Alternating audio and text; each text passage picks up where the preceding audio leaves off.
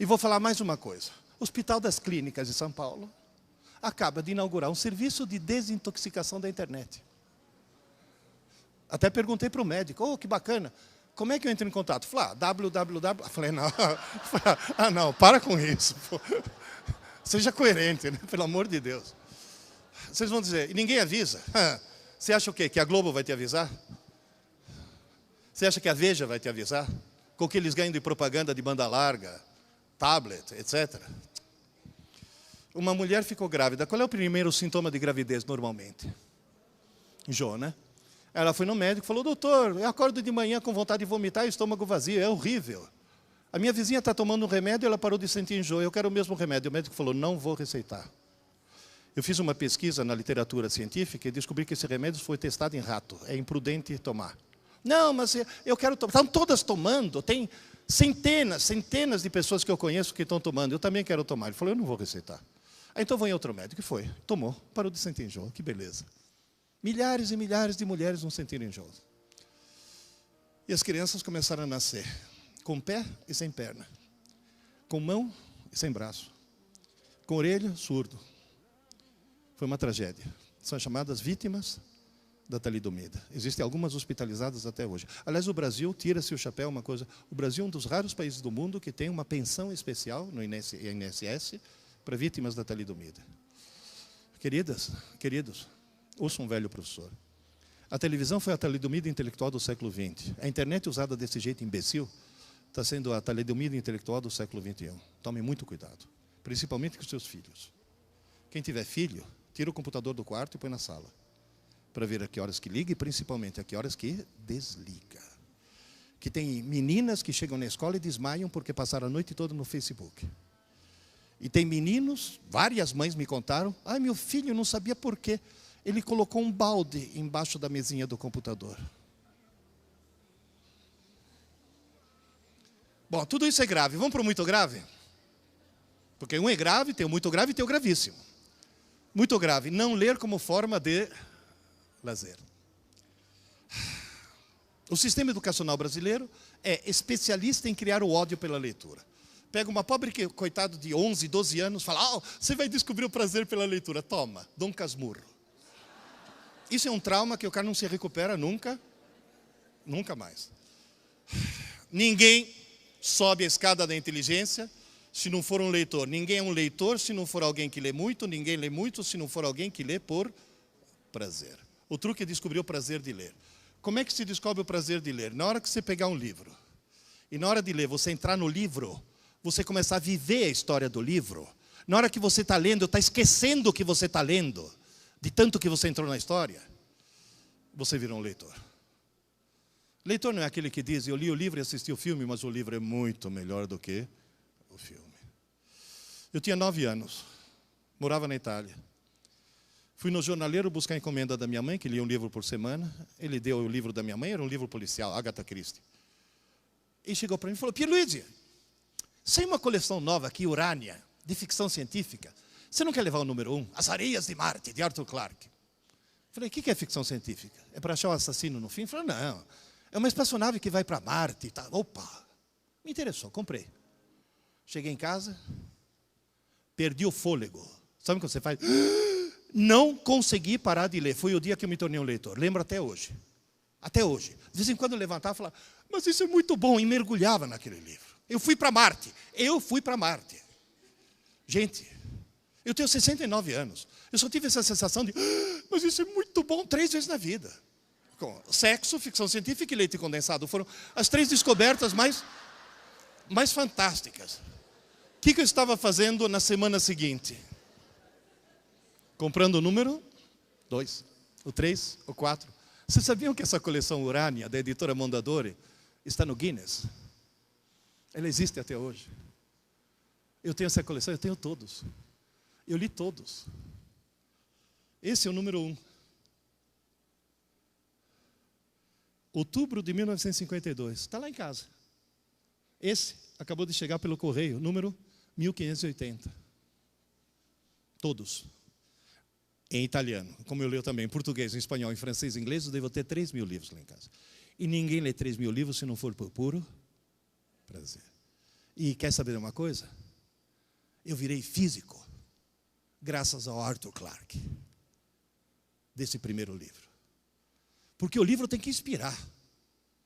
Eu estava na Bienal do Livro, batendo um papo, eu estava num debate, junto com o Miguel Nicoleles, um dos maiores neurocientistas do mundo.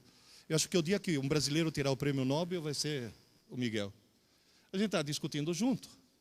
E eu perguntei, Miguel, de onde surgiu essa ideia de fazer um paralítico andar? Que ele tem uma pesquisa que implanta um chip no cérebro, tá, né? Falei, quando eu era jovem, eu li um livro do Heinlein, falei, já sei, Valdo. Ele falou, Valdo, exatamente esse. Que era sobre um gênio que sofria distrofia e criou um exoesqueleto. Eu falei, faz exatamente o que me inspirou. Ele falou, eu virei neurocientista porque eu li esse livro. E ele está agora com aquele projeto Walk Again. Esse daqui é meu livro, viu? Vamos ver se ele aprende alguma coisa agora. Walk Again. Andar de novo. Sabe qual é o sonho dele? Que na Olimpíada de 2016, o último atleta a carregar uma tocha não seja um atleta. Seja um menino tetraplégico, movido por esse chip no cérebro, conseguindo andar. Ler inspira. Virou neurocientista porque leu um livro sobre neurociência. Eu virei físico porque li um livro do Arthur Clarke. O outro vira astronauta, outro vira bombeiro, outro vira médico. Agora, quem lê do Casmurro vira o quê? Corno. Entende? Não, vai inspirar o quê, meu Deus do céu? Tem que inspirar a literatura. Fora de que quem lê, imagina tudo. Quem recebe a imagem pronta não imagina nada. Por isso que antigamente, quando eu era criança, me proibiam, sabe o quê? De ler gibi. Por quê? Porque o gibi da imagem pronta. Impede que você monte a tua própria imagem. Bom, grave, muito grave, gravíssimo. Prontos? A maior besteira que um aluno brasileiro normalmente comete é estudar para a prova. Quem estuda para a prova consegue bem na prova, consegue tirar boas notas, consegue passar de ano, consegue tirar o diploma e não consegue aprender. E não consegue aprender. Por quê? Pensa um pouco. A escola marcou uma prova na quinta de manhã. Quinta de manhã tem prova. Quando é que um aluno normal começa a estudar? Quarta não é normal. Quarta é alguém que tem visão a longo prazo. É alguém que planeja o futuro. É na quinta de manhã. Senhora, deixa eu estudar na sala que eu tenho prova na aula seguinte. Por que todo mundo estuda o mais em cima da hora possível? Para não dar tempo de esquecer. Eu estava discutindo agora com a menina do Smarts, que a gente estava falando, matemática é considerada a matéria mais difícil do mundo. Eu falei, mas não é, é mais fácil de aprender. Só que as pessoas, com essa mania de estudar para a prova, o que fazem? Estudam, tiram nota e esquece. Estudam, tiram nota e esquece. Estuda, tira nota e esquece. E matemática você não pode esquecer. Você tirou uma boa nota em produtos notáveis, ótimo. Aí você esquece, como é que você vai aprender fatoração depois? Então a matemática é a matéria mais fácil de se aprender. O Smarts é a prova disso. Só que, gradualmente, um pouco, todo dia. O cara entra na faculdade de Direito. Faz 5 anos no Largo São Francisco. Melhor faculdade de Direito do Brasil, da América do Sul. Se forma bacharel em ciências jurídicas, você vira o diploma dele e tem história escolar. A menor nota dele é 8. Aí resolve fazer o exame da OAB e consegue ser reprovado. 20% dos alunos do Largo São Francisco são reprovados no exame da OAB. Por quê? É alguém lesado mentalmente? Não. Passou num vestibular dificílimo. É alguém que fez direito na Unisquina? Não, fez no Largo São Francisco. Como é que ele conseguiu ser reprovado? Passou 5 anos da vida dele estudando para a prova, nunca estudou para aprender. Assim como eu conheço muito médico que passou 6 anos na faculdade de medicina e na hora de fazer o exame para a residência faz cursinho. Porque nunca estudou para aprender. O cara monta um castelo de cartas na cabeça. Você vê o cara entrar para fazer a prova, o cara entra assim, sem chacoalhar a cabeça. Que se você chamar e falar, ô Zé, que foi? Pronto, agora embaralhou tudo. Agora eu vou ter que estudar de novo. Ou aquela menina que entra assim, não fala comigo, não fala comigo. Ou pior ainda, senhora, Dá a prova logo, pelo amor de Deus, antes que eu esqueça. Na realidade, como é que se estuda? Eu simplifiquei ao extremo. Dividi em cerebelo, sistema límbico e córtex. No cerebelo você aprende tudo relativo a equilíbrio e ritmo. Por exemplo, quando você aprendeu a andar de bicicleta, foi o cerebelo. Agora, vocês notaram uma coisa? Que você aprende a andar de bicicleta, você não esquece nunca mais. Isso é aprender. Os 15 mil computadores estão aqui, no córtex. O que você põe aqui, também você não esquece nunca mais. Porém, tudo que entra aqui, antes tem que passar por aqui. O sistema límbico é o hall de entrada do cérebro. Por exemplo, você está em Minas Gerais. Tem alguém aqui de Minas Gerais? Quem é aqui de Minas Gerais? Vamos ver, Minas Gerais. Tem alguém de Varginha? Tem? Quem é de Varginha? Não tem ninguém de Varginha? Ó, lá. Você está em Varginha, está passeando na rua, de repente algo te chama a atenção. Aí, chamou a atenção, imediatamente, aquilo vai para o sistema límbico. Porém, se parar de chamar a atenção, algum tempo depois, a informação some. É fácil de pôr, é fácil de tirar. É impressionante. Mas tem algumas coisas que você não quer tirar. Por exemplo, alguém chega para você e critica essa frase. Vocês conhecem o Ron Weasley, o amigo do Harry Potter? Aranhas são insetos venenosos. Não é verdade. Em primeiro lugar, eles não são venenosos, são peçonhentos.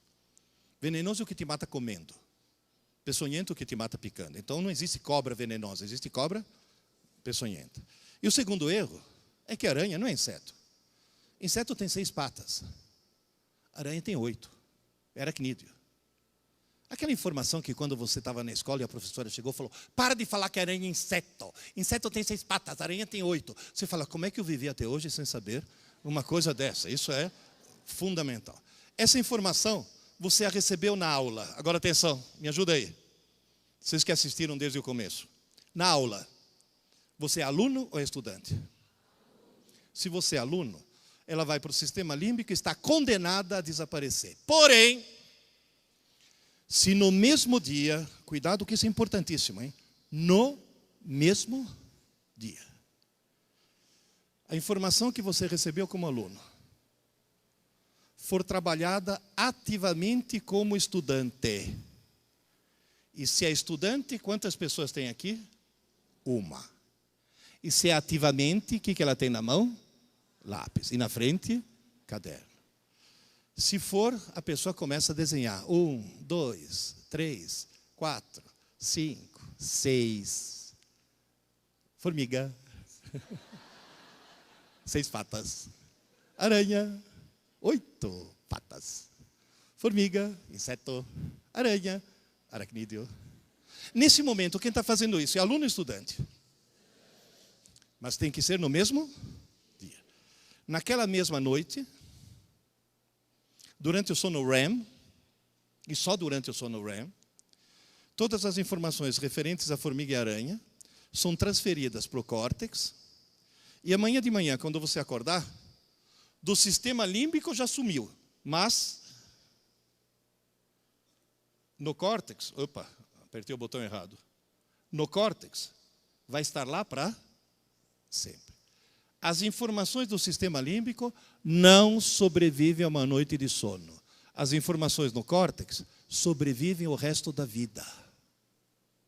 O resto da vida mesmo, porque eu já vi gente com Alzheimer não conseguir lembrar o dia anterior e conseguir lembrar o que viu quando estava no 7º, no 8º ano.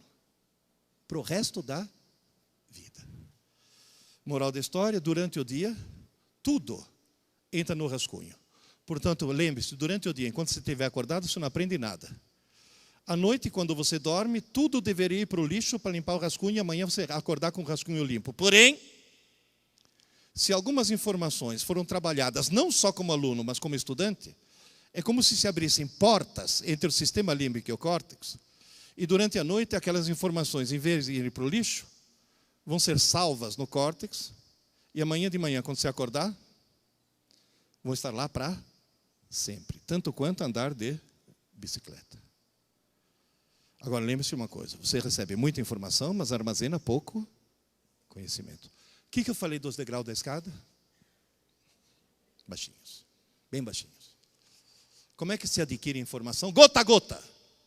Está claro? Como loira toma iogurte com conta-gotas. Você sabe por que loira toma iogurte com conta-gotas? É que na embalagem está escrito, consumir até dezembro de 2012. Bem, com conta-gotas e chinelo na mão, que tem lactobacilos vivos, então sabe-se lá o que pode acontecer. Queridas e queridos, lembre-se sempre, pouco a pouco, os degraus são baixinhos. Agora vem a pergunta, professor Pierre, toda noite, na cabeça de um aluno normal, o que costuma ir para o lixo? As aulas. O que vai para o córtex? As abobrinhas. O professor dá uma aula importantíssima. No meio da aula, conta uma piada. 2 meses depois, o que o desgraçado lembra da aula? Da piada. Qual foi a motivação? Emoção. Tenho certeza absoluta que qualquer um de vocês seria capaz de me relatar exatamente o que estava fazendo e onde estava no momento que ficou sabendo que 2 aviões entraram nas Torres Gêmeas de Nova York. A emoção grava para sempre. Só que tem uma coisa, dificilmente uma aula é muito emocionante, né? Por isso que no mesmo dia, toda aula que eu assisti hoje, no mesmo dia, deve ser estudada hoje. Antes que se passe uma noite de sono. Olha para mim. Quem assiste a aula de manhã, tem que fazer a lição à tarde. E não pode dormir à tarde. Repito, não deixe os adolescentes, as crianças dormirem à tarde. Só criança pequena que dorme à tarde. Quem assiste a aula de manhã, faz a lição à tarde. E depois dorme. Quem assiste a aula à tarde, os menores, tem que fazer a lição à noite, não na manhã seguinte. E quem assiste a aula à noite, vai ter que fazer o que eu fiz. Eu fiz todo o meu curso na USP, de física, à noite. De dia, eu tinha mulher e filho para sustentar. Trabalhava o dia inteiro. Chegava na USP, assistia a aula à noite, ia para casa, chegava exausto, e apesar de exausto, eu ia dormir meia hora mais tarde. Porque tem que ser antes que se passe uma noite de sono. Esse é o mecanismo do cérebro. Sinto muito, mas o cérebro funciona assim. Tanto é que o slogan que eu usei durante 50 anos no cursinho sempre foi aula dada, aula estudada, hoje. Hoje. Pouco e todo dia. Alguém aqui já está usando, na sua franquia, está usando Smarts? Quanto tempo o aluno passa fazendo a lição do Smarts todo dia? Mais ou menos, em média. 15 minutos, 15, 20 minutos. Mas tem que ser todo dia. Pouco e todo dia. Portanto, as 3 coisas para subir no degrau são, número 1, assistir a aula para entender. Número 2, estudar solitariamente para aprender. E número 3, dormir uma boa noite de sono para fixar. Existe o momento da aula e muito tempo depois o momento da prova. Aluno inteligente estuda no dia da aula. E cuidado, hein? Eu já vi mãe falar, filho, desliga esse videogame, menino, vai estudar, você tem prova amanhã. Essa mãe acha que está ajudando o filho, essa mãe está cometendo um crime hediondo, essa mãe devia ser presa sem direito à fiança. Essa desgraçada está arruinando a vida do filho. Porque a frase certa seria, filho, desliga esse videogame e vai estudar, menino. Você teve aula hoje. Vai estudar porque você teve aula hoje. Estudar pouco e todo dia. Aluno desorientado, estuda para a prova. Como já disse, centenas de milhares de alunos. Estou andando pelo Brasil inteiro. Sabe o que eu descobri? Tem aluno inteligente e tem aluno abestado. A porcentagem de abestados no Brasil é aproximadamente 99%. Ou seja, somos um país... E viva a Tunísia. Não, agora viva o Peru. Vocês viram, né? Que agora quem está atrás de nós é o Peru.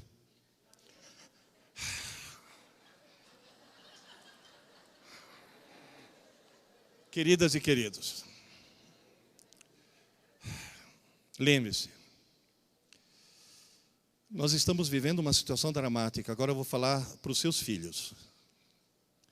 Quando o Brasil foi descoberto, no mundo inteiro, tinha 500 milhões de pessoas. Quando eu cheguei no Brasil na década de 50, já eram 3 bilhões. Na virada do milênio, 6 bilhões. Já estamos no número 7 bilhões. Estaria muito mais se a China não tivesse feito um esforço para brecar o processo. Esforço que não está sendo feito em outros países. Sabe o que quer dizer isso? Quando eu fui procurar meu primeiro emprego, eu tinha uma vaga e 5 candidatos. Quando o seu filho for procurar o primeiro emprego, vai ter uma vaga e 50 candidatos. E cada vez mais gente e cada vez menos necessidade de mão de obra, né? Toda vez que eu passo pelo Sem Parar, economizo tempo. Mas na hora que eu passo, eu olho para uma cabine vazia e penso, aqui poderia ter, se revezando em turno de 6 horas, 4 jovens universitários, fazendo estágio, pagando sua faculdade com o dinheirinho do estágio. Esses 4 jovens estão no olho da rua, porque eu tenho um chipzinho que deve custar $3. Quem já parou na estrada para tomar um café, recebe na entrada aquela ficha de plástico. Uma moça te entregava. Que eu já passei em alguns, que tem uma máquina, você aperta um botão e a ficha sai. Essa moça perdeu o emprego. Cada vez mais gente e cada vez menos necessidade de mão de obra. Qual é a saída? Oferecer ao mercado de trabalho a commodity mais rara do século XXI, chamada inteligência. É subir a escada. Por coincidência, há 2 meses atrás, eu estava nesse mesmo auditório, recheado desse jeito mesmo, aqui no Hotel Tauá, conversando com uma multinacional da indústria farmacêutica. Um monte de gente. Um monte. E o vice-presidente de RH, de Recursos Humanos, que por sinal foi meu aluno, cheguei para ele e falei, ô Getúlio, e o recrutamento, como está? Falou, professor, estou desesperado. Estou desesperado. Eu recebo candidato com MBA, recebo candidato com mestrado, recebo candidato com doutorado. Professor, só vem ANTA. Só tem ANTA. ANTA com diploma, com título, mas são ANTAs. E eu estou precisando de pessoas inteligentes. Estou sendo obrigado a ir para o ITA, contratar engenheiro aeronáutico para fazer um papel que não tem nada a ver com aeronáutica, porque aquele lá, pelo menos, tem QI positivo. A coisa que mais faz falta no mercado de trabalho é inteligência. Inteligência se aprende. É só subir a escada. É só fazer seus filhos e seus alunos subirem a escada. E vocês também. Isso é fundamental. Eu falei que eu recebi milhares de e-mails. O primeiro que chega, pena que eu não li antes. O segundo que chega, como é do Gmail, do Google, quando chega o segundo, vem o primeiro junto, né? Mostrando que o cara já me mandou. Ô, professor, olha que coisa estranha. Comecei a fazer aula dada, aula estudada hoje, nunca mais precisei estudar para a prova. Falei, claro, aprendeu a estudar finalmente. Mas teve um e-mail que eu recebi que me deixou tão tocado que eu cheguei para a moça e falei, você permitiria que eu colocasse esse e-mail no livro dos professores, esse verde? Ela permitiu. É uma moça que estava deprimida, entrou numa livraria, encontrou meu livro azul, leu, ficou mais deprimida ainda e me mandou um longo e-mail. Eu vou ler só um pedacinho, tá? Me chamo Paula, sou de Salvador, Bahia, tenho 21 anos e infelizmente ainda não passei nos vestibulares da Federal e da Estadual para o curso de Direito. Agora sei, quer dizer, agora, depois de ler o livro azul, né? Agora sei porque até hoje não passei. Estudei errado a vida toda. Agora, por favor, ouça essa frase. Desde pequena sempre fui a melhor aluna da sala. Porém, só estudei para tirar boas notas. Descobri que nunca aprendi de fato. O resultado foi um fracasso vergonhoso nos vestibulares. Eu não entendia como uma aluna nota 10 pudesse ser reprovada tantas vezes no vestibular. Ela me mandou um e-mail no ano passado falando, finalmente passei. Aprendeu a estudar. A minha pergunta é, a Paula, foi uma boa aluna? Boa aluna ela foi. Ela foi uma péssima estudante. Vocês percebem, gente? Então, na realidade, a mensagem que eu tinha para passar para vocês é essa. Se alguém tiver alguma dúvida, como nós estamos com o tempo apertado, é só me mandar um e-mail. É fácil, né? professorpierre@gmail.com. Cuidado, o livro preto, o vermelho e o verde estão esgotados. Eu trouxe só o azul. O livro preto vai sair em janeiro, provavelmente, que é Inteligência em Concurso. E, por favor, Só me telefone em último caso, que minha mulher é muito ciumenta. Tá certo? Se o Carlos tivesse falado para mim, ô Pierre, faz uma coisa, vai. Muita gente já assistiu a tua palestra, faz uma palestra rápida. Só 5 palavras. Você tem o direito de falar 5 palavras. O que eu teria dito? Todo mundo. Mais uma vez, com ênfase no hoje. E se tivesse uma palavra só? Leia! Leia, nem que seja para ler Júlia, Bianca, Sabrina. 50 tons de cinza. Mas, pelo amor de Deus, leia, né? Tchau, gente.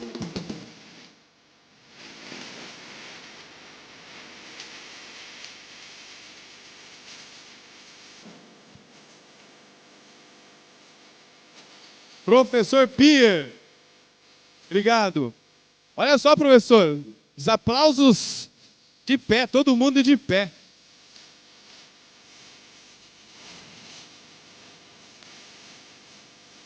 Parabéns.